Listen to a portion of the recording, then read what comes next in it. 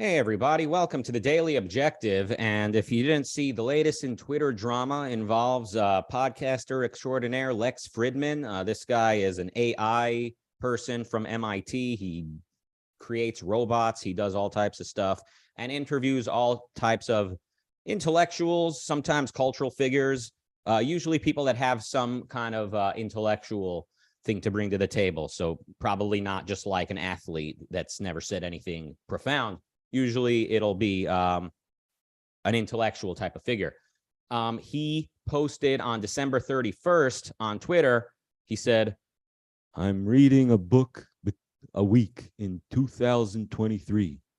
Classics, sci-fi, nonfiction, or anything people highly recommend. I'll keep adjusting the list.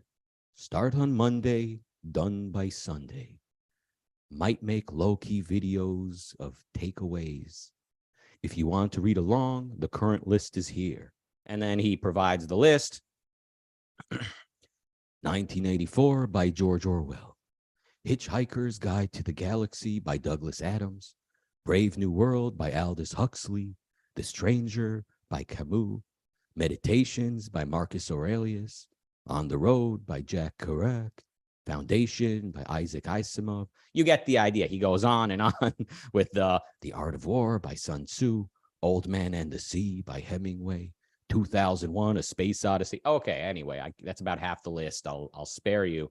But yeah, so very well-known books. So people's reactions were, obviously some people were very positive. Oh, great, yeah, let's do it. But a lot of people, as you can imagine, are kind of like, what kind of basic B level list is this? So what do you think? We want to know what you think. Go ahead and super chat or comment your opinion on this. You can imagine various different responses. One of them being, this is very basic. Like what is this? What are we in middle school, right? Like what are we in entering high school now, or we're reading like ninth grade level reading here? So you can see the cynical response people might have. And in response to that, you could say, well, look, these are classics for a reason. These books changed the world. They're worth reading or rereading. Probably Lex saying I'm reading a book a week. Like he didn't specify reading or rereading. So people could definitely poke fun and say, oh, he hasn't even read these books yet. But I'm guessing he's read these books already. But just kind of wants to revisit them. And of course, you can imagine people from the sort of postmodern is a overused term probably, but from the new left, the new left, people saying like, oh, of course, you're going to have a bunch of male writers from a racist period of Western history. So they would probably want it to be more female writers, more of a diversity of periods, of maybe books about periods, probably a good sort of one sentence, never-ending sentence about, the menstrual cycle. Probably that could be added to the list from the perspective of some of these kind of feminists. You get the idea. So people can attack this from multiple directions. And one guy, I'm guessing much of you know who this guy is, Nassim Nicholas Taleb. So who is Nassim Taleb? I've heard the name, but he quote tweeted this book list that Lex posted, and he said, this is Nassim saying, he says, if you don't get why between 2019 and 2022, I turned down exactly 10 requests to be on his podcast. This will provide a succinct explanation. So I guess he's kind of saying like this guy is unserious, I think is the point he's making. And he goes on, Nassim Taleb goes on. He says, by the way, if you want more cues, Mr. Lex Friedman does not seem to be part of the faculty at MIT. Quote, research scientist could be an unpaid external status that allows library access. He goes on. He goes, note, not saying that one must be affiliated to an institution to produce knowledge, but using the name of an institution to build an image is something very shoddy. And sending mail with heading, quote, quick note from MIT when podcast has nothing to do with MIT is shoddy as hell. He goes on and writes, correction. You tech people are not getting it. Anyone who pretends programmatically reading, discussing, and digesting these books one week is a total fraud. Okay, he's saying anyone who pretends programmatically reading, discussing, and digesting these books 1/week is a total fraud. You fall for the shallow, vapid, overactive poser inflating his scientific, quote, image. Idiots, you deserve Lex Fridman. Okay, this guy's very negative, you know? Listen, why be so negative? Why be so cruel? And Lex says, he replies to Nassim Taleb. He goes, I'm sorry you feel this way and that you felt the need to tweet this. I love your work and will continue to celebrate it. Happy New Year. And he posted a heart. And I'm looking on my desktop, but I think that's the very like shiny red heart. It's like you got to scroll extra to get to it. That's like true love right there. So yeah, okay. So Nassim Taleb is saying like, you know, you can't power through these books and digest them one per week. It's silly. So listen, we like Lex Fridman around here, right? Am I speaking for everyone? Let's read the super chats. Robert with $5 says the real question, does listening to an audiobook version count as reading the book? Not just to Lex, but in general. I'm not into that. I don't like audiobooks. I'll probably just daydream through most of it and then say I read the book. But you know, to each their own. Robert has also been a member for 8 months. He says, you know me, can't resist stirring the pot. Marilyn with $5 says, the brothers Karamazov was on the list. I wonder how he made his choices. Yeah, so can you tell me about the brothers Karamazov? Although most of the items on that list I've either read or have heard of. I've heard of those brothers, but I'm not sure why that's an important one, because other people brought up, they highlighted that on Twitter as well. Maybe they were saying like, you can't get through that book in 1 week. It's too long or it's too dense. So, okay, well, but listen, yeah, we like Lex Fridman. God bless him. I don't think he's what's wrong with the world. Or is he? Because the last tweet he posted the day before this book list, he said, and this is in response to the Greta versus Andrew Tate drama, which was discussed here on the show yesterday. Lex posted a tweet with a picture of a gravestone with Andrew Tate's face on the gravestone and Greta Thunberg like posing next to it. I think it's from some movie, and people have used this. They've turned it into a meme on the internet. So signifying that Greta kind of destroyed Andrew Tate. So Lex posted that picture and he said, well, this was unexpected, with the laughing, crying emoji, the diagonal laughing, crying emoji. That's really finding something funny. And then he tags Greta and Andrew Tate. He says, at Greta Thunberg destroying at Cobra Tate in a tweet was an epic plot twist. Okay, I'm not reading it in the proper voice. Excuse me. Let me start over. Well, this was unexpected, laughing, crying emoji. At Greta Thunberg destroying Cobra Tate in a tweet was an epic plot twist in the simulation. Twitter has been extra fun lately. By the way, I'll probably end up doing a podcast with each of them. Should be good conversations. Okay, well, I'll say this. This is why some people would say Mr. Fridman is unserious. I don't have a problem with, you know, him interviewing fun guests, right? He has YouTubers on and like podcasters that are not necessarily academically notable. But I mean, Andrew Tate and Greta Thunberg, it puts you in a particular category. That's what I'm saying. So like so a year ago or two, Lex Fridman tweeted out, should I interview Alex Jones? And like, you know, maybe like the wondering emoji, and people reacted saying yes or no. And I saw that and I'm thinking like, this is the beginning of the end for this guy. If he's even considering having such a whack job like Alex Jones on his show, he's going to be seen as unserious. There is such a thing as like you know, who you want to associate with if you're going to be a serious thinker, or if you're going to be managing a serious project, a serious academic or intellectual project. So, okay, Greta Thunberg, what is there to interview her about? What is she, some deep thinker? You know, like she's a child. She was a child when anyone found out who she was, right? She was like 16 or 17. Now she's 19. What does she have to say in a 3-hour discussion?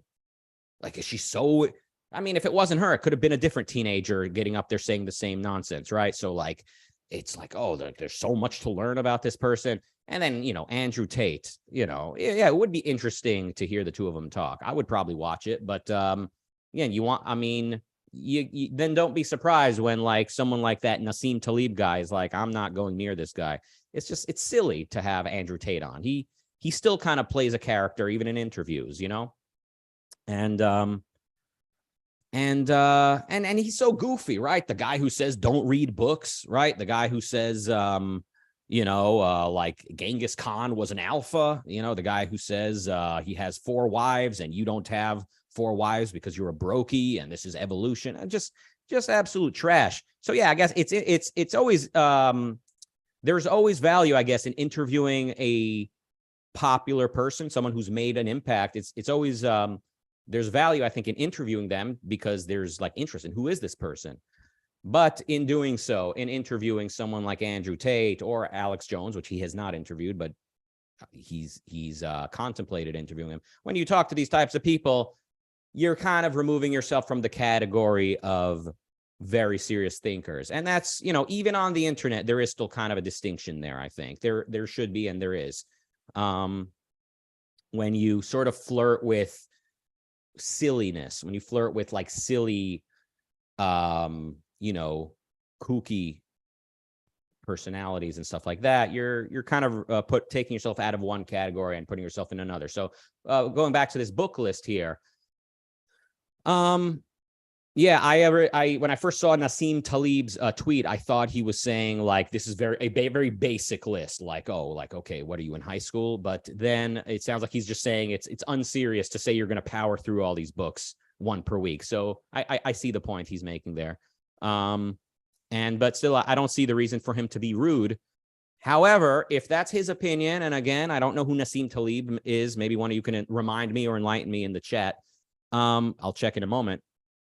It's possible that Mr. Taleb cares about this. Like he cares about the integrity of an intellectual scene. Like he doesn't want there to be silliness and intellectual prestige, or maybe prestige is a troublesome word, but intellectual reputation. Like a reputable intellectual project should not overlap with Andrew Tate. See what I'm saying? So if that's the way he sees it, then maybe he should speak out if that's, what his conscience, directs him to do. So there's that. I mean, it's just kind of like you look at the Ayn Rand Institute. They're a very serious organization. I don't think they would have Andrew Tate on, for a debate or whatever. You got to be serious. There's a certain caliber, there's certain intellectual reputation that you seek out from people that you associate with. All right, jumping back to the chat, we got Marilyn with $5 saying The Brothers K by Dostoevsky. Deep, intense, long. Dostoevsky writes beautifully, in my opinion, but he's pretty grim and not a light read. I began reading Crime and Punishment. I'm like a few pages into it, got distracted by some other books. So I will be reading that when I get a chance. Going to be reading Les Miserables. Nobody, I don't know how to say it. I've always said they translated this 2,000-page book from French into English. They couldn't translate the title, Les Miserables. So I'm a little bit unserious, as you can see. But I am not. I don't have the pretense of being like a serious intellectual force. All right, let me just see if there's some enlightenment in the chat about who. Let me like Control F. Taleb. Okay, Ian says Taleb. Oh wait, he says Fridman said he read Brothers Karamazov multiple times in both Russian and English. Okay, then he goes, Taleb has also said that using an editor for your writing makes you a, quote, fake. He's got some silly opinions. Yeah, of course, that is silly. I've never heard of not having an editor for a book. So he's calling everyone fake, if that's what he's saying. So other than that, I don't see any other mention of who Nassim Taleb is. Obviously, he's a huge name. I've heard his name a million times. But He's got close to 1 million followers on Twitter, and that's really it. That's all I can say. All right. Well, thank you for joining us today. Let's see if, let me just scan the chat since we're about 15 minutes in, and we try to go for 20 minutes here. Guitar Channel says, at university, we had to read and discuss a novel every week for each of our 4 subjects. It was difficult. Yeah, I'm not the fastest reader. Okay, Kenny in the chat says, if Nassim doesn't hate you, you are doing something wrong. Okay, so who is Nassim Taleb? And where have I heard the name before? You know what? Why don't I Google it? Ian says, Black Swan and Anti-Fragile are worth reading. Fooled by Randomness is much more difficult. I'm going to Google this Nassim Taleb guy. Nassim Taleb, Nicholas Taleb. He's an essayist, apparently. Very serious look on his face.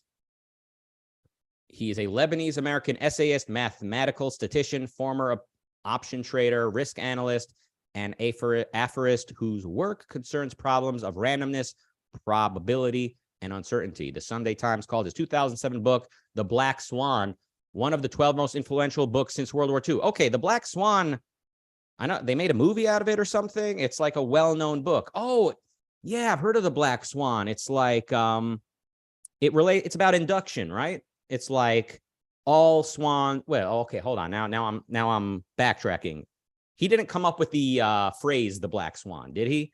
Because like it's like when you make the statement like all swans are white, but then there's one black swan. So like, what does that do to the generalization? Anyway, clearly I am not your source for information on Nassim Taleb. Bonnie asks, she says, I missed the beginning. Has anyone said Anthem is on the list? No, Ayn Rand is not on the list, or that would probably be, you know, a big thing I would celebrate or mention. Christopher says, who the Yuval guy book? Can anyone speak English? Sorry. He goes, who the Yuval guy book? I confused 2 Israeli names. He's the Sapiens guy, Yuval Harari or Harari. All right. Thank you for joining us today. So we want to know what you think. Do you think Lex Fridman's book is too basic? Look, you could imagine even the most, Western chauvinist person, not Western chauvinist the way that like the new right uses that phrase, but maybe more like you and me might use it, like those of us who recognize that individualism, liberty, and reason have flourished in what is conceptualized as Western civilization. So even those of us who really appreciate the classics might still look at that list and be like, okay, you couldn't come up with anything a little bit more, I don't know, updated or a little bit more profound, like a little bit more unique. You could say that, but or you might just say, yeah, no, it's a great list. Let's start there and maybe have another list next year. All right. Thank you for joining us today. Coming up today, and Marilyn sent in $3. Thank you for that. Coming up today at 7 p.m. UK time, the Fountainhead Book Club with Shoshana Milgram for ARC UK members. This session will also be live streamed to YouTube members, link in the chat. And tomorrow at 4 p.m. UK time, which is like early American time, 4 p.m. UK time, it's Keeping It Real with James Valiant and Robert Nasser on planning for a whole lifetime. All right. I mean, if that's Lex planning a year's worth of reading, you can imagine it's not the easiest thing to plan a whole lifetime. Deep thoughts you get here, and only on this channel. I'm kidding. Thank you for joining us today. We'll see you back tomorrow for the Daily Objective. Everybody, have a happy new year if you haven't already begun to do so. And goodbye.